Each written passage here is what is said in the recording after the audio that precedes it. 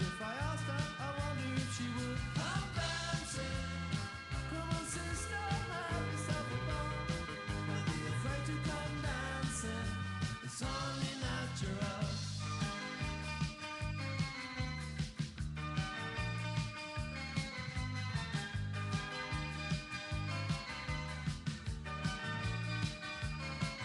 Come dancing, just like the party on a Saturday. Back here on WICR, John Stanko with Kevin Bartnett for this final portion of the BS Report. It's going to talk a little bit of baseball. Right now, the Red Sox are losing 9-4, unfortunately, in the 7th inning. Felix Dubron with a terrible start, so I'm not in a good mood for baseball right now. I got 9-1 right now. It's 9-4. They have scored 3 runs in the bottom of the 7th inning. Oh, it says bottom of 7th. Doesn't have the updated score, though.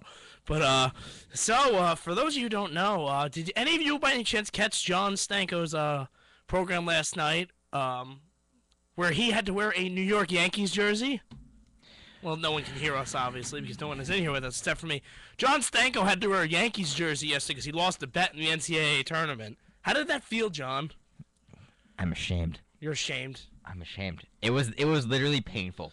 I'm not even kidding you. I felt physical pain doing that. I mean, I'm glad I was sweaty and disgusting for it, so now the jersey is sweaty and disgusting. Oh, I had to wear an Eagles jersey one day because I lost a bet. Exactly. You gotta pay up. You gotta pay your debts. No, you have to man up. When you gotta. I will give you respect. You have to man up. I'd never tried to back out. I never said I can't do this. I manned up. I did it. It was terrible. I hate myself for it, but I did it. You live and you learn. Next time, Florida, don't do me dirty. Junior year, I was very confident one day that my buddy Stephen Hill came up. He goes, we were talking Eagles Giants. He goes, hey man, let's Make a wager? No, there's no money involved. It's quite simple. Yes, yeah, it's quite you know simple. what I mean. We Giants win. He wears my Victor Cruz jersey. Eagles win. I wear Sean McCoy jersey. It had to be the following day. Mm-hmm. And then everything happened. I wore whenever I was on campus, I had to wear the Sean McCoy jersey. I was getting texts and everything was saying, "Was that you in an Eagles jersey of all people?" Yeah, it was. And I actually replied no to every single one of them, but it was a terrible experience for me. It was painstaking. I went home, showered for an extra 20 minutes so I can get that stench of that navy blue off of me. Did you actually? I did take a shower right when I got back. If that counts. Just 20 extra minutes. Whatever. No, because now fire alarms go off in lofts if you take a shower for too long. Really? In the RA rooms, they install new smoke detectors that detect heat. So if you're in the shower for too long and the steam starts seeping through the door, if you leave the door open, God forbid, you will set off the fire alarm. Oh, wow. I didn't know Yeah, that. we've had 3 fire alarms this week. Oh, wow. It's been great. Not. Said no one ever. Anyway, though, but yes, respect to that. So anyway, I'm pulling up the standings right now. What's your take on this first couple of series in baseball so far? I mean, the way I see it is, for one, I mean, just focusing right now on the Red Sox. I mean, I'm going to be honest with you. I'm not happy with the way the Red Sox are playing right now. We're not scoring runs when we need to. John Lester's had no run support in either of his starts. John Lackey pitched great last night again. He's our best pitcher right now. I'm not happy with Felix Dubron in the 3-hole. I've never liked him really as a starter. I liked him more as a long reliever. He showed it again why, because he lets up 5 runs in 4 innings. That's not good by starters means. Anyways, that's my rant because the Red Sox aren't playing well and they're losing right now. Your Mets, though, they are beating the Atlanta Braves right now 1-0 in the bottom of the 4th. What stuck out to me is this the year the San Francisco Giants are just going to turn it up and win the World Series? Again, they're already 6-2. Yeah, no, they're looking really good right now. You know what was great? Today was their home opener. You know who threw out the first pitch? Who? The Batman kid. I don't know if you know that story. Make-A-Wish Foundation said he wanted to be a superhero for a day. He loves Batman, I believe. So, like, for a day in San Francisco, he was allowed to, like, drive around in, like, a really nice black car designated as the Batmobile. He pretended to solve crime and save people. It was, like, an internet sensation. You gotta look it up. It's an absolutely fantastic story. I will look it up. But he got to throw the first pitch out today at the field, and guess what? It was magical to watch. It's a cool thing. I'll watch it, definitely, It's awesome. It just makes your heart soar. It's great. And that's also one of the most beautiful stadiums in baseball. So I do really want to go there. I've never been. I've actually only been to Citizens Bank. That was for a hockey game though, the Winter Classic, and Yankee and I've seen the outside of some stadiums. I saw the outside. It's a AT&T Park in San Francisco, right? Yes. I saw the outside of it. I drove by it, but I'd never been inside. Never been inside. Yeah, I mean, I've been to the outside of Fenway Park, so which is the most beautiful place on earth. Some other places want a part of this conversation, but anyway. But I think that look, San Francisco is really good right now. They do. Detroit's off to a hot start, not surprising. No, not surprising at all. I think someone also got to a hot start today was Ryan Braun. Three home runs 7 today RBIs. for Milwaukee Brewers. And apparently he got a standing ovation. He Yes. got a warm reception apparently in Philadelphia. I don't believe it at all. I don't believe why it. is he getting these? He got a warm reception back in Milwaukee. Until I see the video, I don't believe it. But why is this happening to him though? the Red Sox booed him out of the ballpark. Which he deserves, but Yeah, granted. let's be real, Red Sox. people need to realize though, even though yes, he is still a very good ball player. Oh, he's still a fantastic ball player. You cannot take him lightly. People were picking him for MVP this year. He is a really good ball player. I mean, People are picking him for MVP this year. he's not someone to be taken lightly with. I'll say right now though, the National League East is off to a good start in division wise. They have 3 teams that are 5-2 and then 4-2. The Miami Marlins are 5-2 right now. So I think the Marlins. I think they're going to be a better team than people think. You I said think that they got a lot of young pitching. You said you predicted the Mets come in last place. I did. I think the Mets are coming in And last place. remember my friend Tom Kohler pitched, I believe, like 7 scoreless innings in San Diego. Did he really? Yes. You interviewed him at Citi Field. Did. Well, It is I up know on the about Iona that. Mascot YouTube page for anyone who wants to check it out. Is your man Juan Pierre still on the Marlins? I don't know if he's still on the Marlins. I really don't know. Yes. But it's only a matter of time before the Marlins fall downhill because when they realize they'll send a kid down to the minors because he's playing too good. That is what they do. So it's like they are like a real life version of Major League. It seems like. Yeah. It's also like the 25th anniversary of Major League, I think, this week. That is right. It's been all over online and stuff. Did you know Charlie Sheen took steroids to prep for that movie? Really? He did. Well, I mean, people do. Charlie Sheen apparently threw 85 miles an hour in high school, though. So. Did you know he threw over 100 pitches every day on the set for takes and stuff? Charlie Sheen threw over 100 pitches. Every single day? Every single day on the set. Oh, wow. How insane is that? Yeah.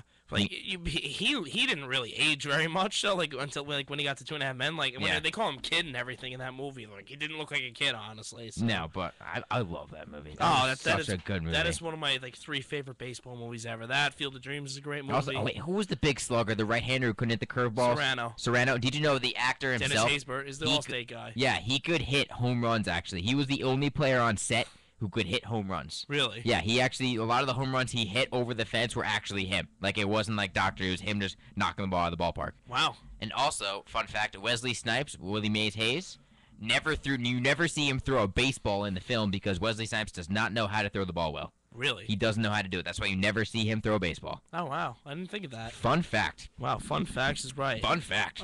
So I'm looking at more baseball scores right now. Pulling up the baseball home right now. I knew the Yankees got shelled today, 14-5 at the stadium. That's my only consolation for the Red Sox losing right now. Yeah, you want to know about that tough game. But the Yankees are off to a good start for the most part, though. I'll tell you right now, Masahiro Tanaka, I was impressed with his first start in Toronto. I texted my buddy Anthony Carlo when he let up that first home run to the first batter. I was like, welcome to the major leagues. He settled down, though. And then he went out to retire 14 batters in a row, and he texted me back, touche. And he's like, how about now? And I'm like, touche. Yeah. Like, he settled down. He pitched very well in his opening day start. He did.